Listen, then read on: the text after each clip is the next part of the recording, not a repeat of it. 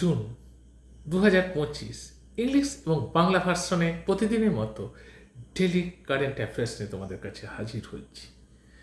জানার মাঝে অজানা, প্রধানমন্ত্রী চিনাব রেল সেতুর উদ্বোধন করলেন।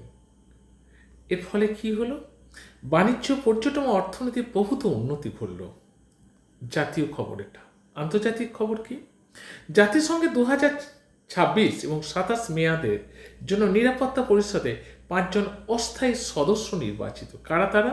বাহরাইন, কলম্বিয়া, গণতান্ত্রিক কঙ্গো প্রজাতন্ত্র, লাটভিয়া এবং লাইবেরিয়াকে নির্বাচন করা হচ্ছে। এবার কটা স্থায়ী, কটা অস্থায়ী? এদের মেয়াদ 2025 ডিসেম্বর অবধি। এবার আসছি কম খরচে কী কী পড়ানো হচ্ছে দেখে নাও। 0 to অ্যাডভান্স। খেলাধুলা। ভারত এবং ইংল্যান্ড টেস্ট সিরিজের নাম পরিবর্তন করে অ্যান্ডারসন টেন্ডুলকার ট্রফি রাখা হয়েছে। এটা সম্পর্কে বিস্তারিত। আমাদের রেল এবং ব্যাংক এবং ডব্লিউবিপির নতুন ব্যাচ শুরু হয়ে গেছে এবং রেলের নতুন ফর্ম ফিল আপ চলছে, তাই নতুন ব্যাচও আমাদের শুরু হয়ে গেছে। ইউপিএসসি এবং ডব্লিউবিসিএস মেনের জন্য একটি প্যাসেজ তোমাদের কাছে তুলে ধরেছি।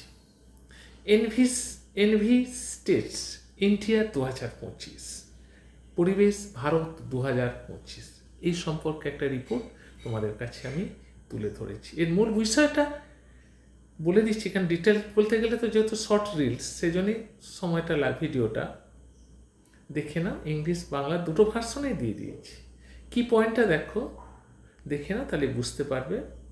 কি পয়েন্টটা হচ্ছে that 2025 edition emphasise Indians commitment to the sustainable development and data-driven environmental governments. এবার আসছি মক টেস্ট প্যাটার্নে। পাঞ্জাব কিংকে পরাজিত করে আইপিএল 2025 শিরোপা পেলেন কে? Bengaluru Royal Challengers. আইপিএল 2025 মোট ভ্যালুয়েবল প্লেয়ার হিসাবে নির্বাচিত হয়েছেন মুম্বাই ইন্ডিয়ান্সের টিমের সূর্যকুমার যাদব। এবার এক নজরে ইউএসআইএসপিএফ গ্লোবাল লিডারশিপ অ্যাওয়ার্ডে সম্মানিত হলো 2025 কুমার মঙ্গল বিড়লা। জাতিসংঘের সাধারণ পরিষদের 80তম অধিবেশনের সভাপতি হিসাবে নির্বাচিত হয়েছেন জার্মানির অ্যানেলিনা ব্রেকবক। এবার দেখো ওমেন্স ওডিআই ওয়ার্ল্ড কাপ 2025 অনুষ্ঠিত হবে ভারত এবং শ্রীলঙ্কায়। যদি ভিডিওটা ভালো থাকে লাইক করো, শেয়ার করো, বন্ধুদের মধ্যে শেয়ার করো, সাবস্ক্রাইব করো চ্যানেলটিকে নতুন নতুন ভিডিও পাওয়ার জন্য। ভালো থেকো।